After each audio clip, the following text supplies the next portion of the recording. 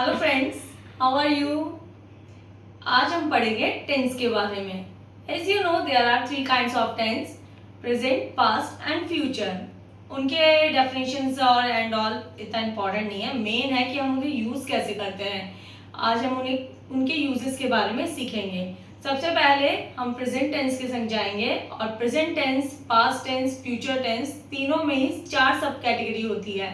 पहली सिंपल और present indefinite, उसके बाद आती है आपके पास present continuous, then present perfect, then present perfect continuous. Same for the past tense, that is the simple past, past continuous, past perfect continuous. Same for the future also, simple future, future continuous, future perfect continuous. So firstly we start with the present indefinite or simple present tense.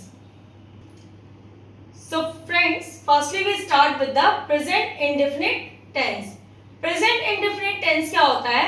जो भी हम काम रोज करते हैं या फिर जिस रोज करने का यूनिवर्सल ट्रूथ होते हैं, वो सारी चीजें हमारे प्रेजेंट इंडेफिनिट टेंस में आते हैं। यानी जिन सेंटेंस में हमारे पास ता, ते और ती का हिंदी में प्रोनाउंसिएशन होता है, उसे हम प्रेजेंट इंडेफिनिट टेंस कहते हैं। तो प्रेजेंट इंडेफिनिट टेंस को हम कब कब यूज करते हैं या कहां कहां प्रेजेंट इंडेफिनिट टेंस लगता है, उसके बारे में हम सबसे पहले पढ़ेंगे।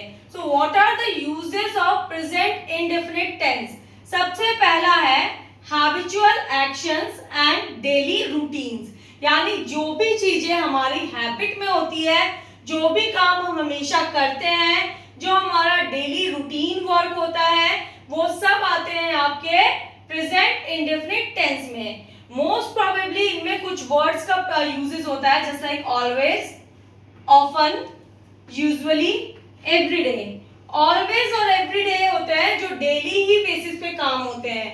ऑफन और यूजुअली मतलब कि रिपीट होता है वर्क, पर कब होता है? 2 टाइम्स में भी हो सकता है, 3 times, 4 times in a week, और या इन अ मंथ और in a year. The work should be repeated, but कब होगा? रोज की बेसिस पे नहीं हो रहा है, कभी कभी हो रहा है, तो भी वो प्रेजेंट इंडेफिनिट टेंस में आता है। Just for the example, she drinks tea every morning. हर मॉर्निंग, हर सुबह वो क्या करती है? चाय पीती है। ती मैंने आपको बताया था, जहां ता, ते, ती इनका प्रोनाउंसिएशन हिंदी में होगा, वो प्रेजेंट इंडेफिनिट टेंस होंगे। तो वो हर सुबह मॉर्निंग में चाय पीती है। He goes for a walk every day. हर दिन वो वॉक के लिए जाता है। जाता यानी ता का प्रोनाउंसिएशन हो रहा है अगेन, तो ये प्रेजेंट इंडेफिनिट टेंस में है। Next, we eat breakfast at 8 AM। हम ब्रेकफास्ट कब करते हैं? रोजाना 8 बजे सुबह करते हैं। ते का प्रोनाउंसिएशन हो रहा है, देखिए, तो ये भी प्रेजेंट इंडेफिनिट टेंस में है। सो फ्रेंड्स, नेक्स्ट क्या है आपका यूजेस प्रेजेंट इंडेफिनिट टेंस का? General truth and scientific fact. तो जहां जहां आपको जनरल ट्रूथ मिलेगा या साइंटिफिक फैक्ट मिलेंगे, वो भी प्रेजेंट इंडेफिनिट टेंस में आएंगे। Just like for the general truth क्या हो सकता है? The moon shines at night. तो मून हमेशा नाइट में ही शाइन करता है। ऐसा नहीं है कि 3 डेज वो दिन में आएगा और 3 डेज वो रात को आएगा, ऐसा तो नहीं होता ना। Every time the moon shines at night. तो ये क्या है? हमारा जनरल ट्रूथ है। तो जो भी जनरल ट्रूथ होते हैं वो कभी चेंज नहीं होते, वो कभी पास्ट टेंस में कन्वर्ट नहीं होते, कभी वो फ्यूचर में कन्वर्ट नहीं होंगे, वो हमेशा का हमेशा प्रेजेंट इंडेफिनिट में ही रहेंगे। तो the moon shines at night. फिर क्या है? Fish live in water. मछली हमेशा पानी में ही रहती है। नेवर शी जस्ट, वो कभी भी स्काई में जाके उड़ने नहीं जाएगी, ना वो लैंड पर रहने जाएगी। तो ये भी एक जनरल ट्रूथ है कि वो हमेशा पानी में ही रहेगी। नेक्स्ट है ice melts when it is heated. ये एक साइंटिफिक फैक्ट है कि जब भी आप आइस को हीट करोगे तो वो मेल्ट हो जाएगी। तो साइंटिफिक फैक्ट्स भी हमारे किस में आते हैं? प्रेजेंट इंडेफिनिट टेंस में।